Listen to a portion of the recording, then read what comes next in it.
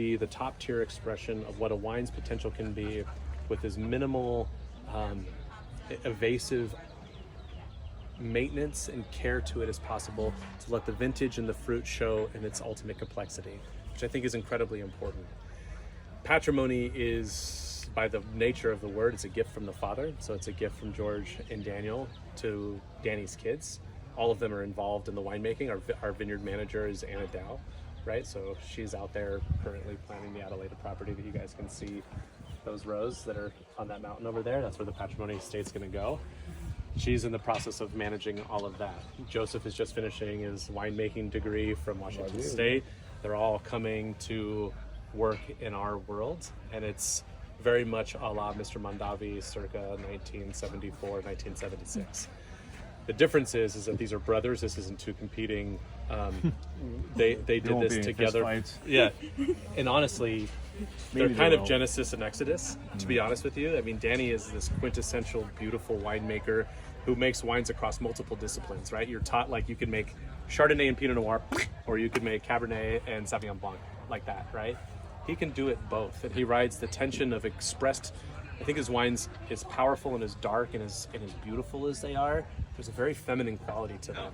They don't appear constructed or as powerful as what the color would suggest, which is the study of phenolics, right? Color is aroma, it's flavor, it's ultimately the finished experience of what the wine's going to be. Patrimony to me is saying that this place can rival the greatest wine regions in the world. And where Soul of a Lion was to compete with the greatest wines in California, this is a wine that belongs on a global stage with drinking wines. We make 100% Merlot that'll be released next spring that'll be... Please do. We do. And Merlot is a varietal that deserves to be in the world in a very real way. So how does the Tuscan property work into Patrimony? It's going to be a super Tuscan under the Patrimony label. Got it. And Danny asked me, he's like, well, what do you want the blend to be? And I said, I just want you to make the sickest wine, and then we'll deal with how people, you know what I mean? Yeah, then you worry about what can that property don't do? make wine because consumers are into that, you know what I mean? And he said, I love that. He goes, I'm unchained, I'm gonna go do my thing. I say all that, and it's like, you get an opportunity to breathe something to life that becomes the reason that Napa Valley is what it is today. Right, there was great winemakers, the Sullivan family with the Coppola property, to Mr. Mondavi, to name it, the Chateau Souverain in Sonoma, like just across the valley, like all of it started to create an image of what the potential of a region could be. Patrimony is its realized potential. It's what happens when you reach the top of the mountain and all of a sudden you start realizing that the flavor profile of the wine meets and exceeds any opportunity. Here's what I mean by that, and I think it's important to note it. How long, based on what you guys know about wine, and you're all super savvy, so I'm not gonna like pull any tricks on this whole thing, would it take, phenolic ripeness is everything in this place, right? Like actually ripening the fruit to its ultimate potential. How long would this wine need to see on skins in order to get the color that it is that you're seeing? I'll give you a couple clues. At Opus 1, it would sit 2.5, 3 weeks, sometimes a month, right? Harlan can be 6 weeks. Bond, Colgan, Screaming Eagle, Dana, Futo, 100 Acre, those guys sit weeks and weeks on end to get the kind of color that it is that you're seeing here, although this wine is measurably 40 to 60% darker than any of those, which then immediately translates to flavor, aroma, and what the expression can be. How long? How long? Say 6 weeks. 6 weeks, 3 days. 3 days. So when you talk about what the potential of an environment is, this isn't cold soaking, this isn't pump overs, this isn't micro oxygenation, this isn't fermenting in small punch-ins and doing hand pressings into the whole situation. This is Cabernet at its most luxurious form with minimal invasion to it. You don't need to micro ox, you don't need to cold soak, you don't need to do multiple pump overs to be able to get this. You need to maximize the phenolic impression of the wine, which ultimately gives it its color, its minerality, its balance. Yeah. I mean, Danny will send me pictures in this white, it's like it almost looks like an ice scoop.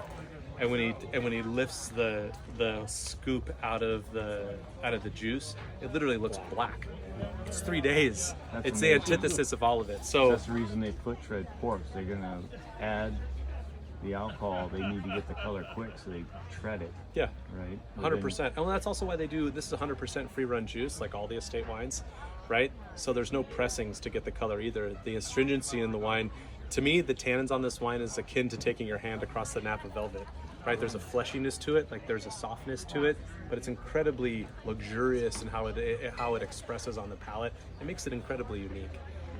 So that said is that this is the potential of the region realized. This is Danny doing his best work under a very small microcosm. I mean, it's 2% of the fruit. This is 100% Cabernet. This is 100% Cabernet. We make a blend called Cab de Leon that's 60-40 Cabernet Sauvignon, and actually it's 50-50 now. 60-40 Cabernet Sauvignon and Cabernet Franc. Something like of note of this area is hillside plantings actually do a lot better for Cabernet Franc than they do with Cabernet.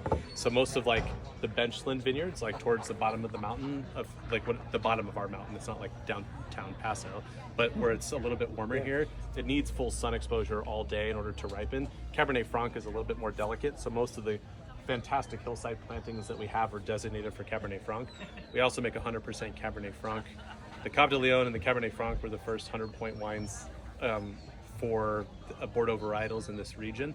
So it's a benchmark for what that environment is. I'm also really goofy on scores, guys. Like, I ran Jordan Winery for 10 years. They never got more than like 90 points. You know what I mean? Like Rob Davis never received 90 points in his life. He was Andrei Telechev's last protege. Just give James Suckling some money. He'll do it like he did with Opus when he